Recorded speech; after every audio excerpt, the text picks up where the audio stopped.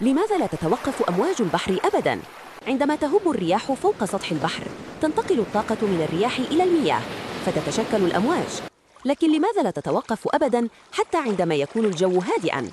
لأن أمواج البحر تستطيع أن تسافر لمسافات طويلة جداً لتصل إلى الشاطئ وتتكسر على شكل أمواج دائمة، حتى وإن لم يكن هنالك رياح.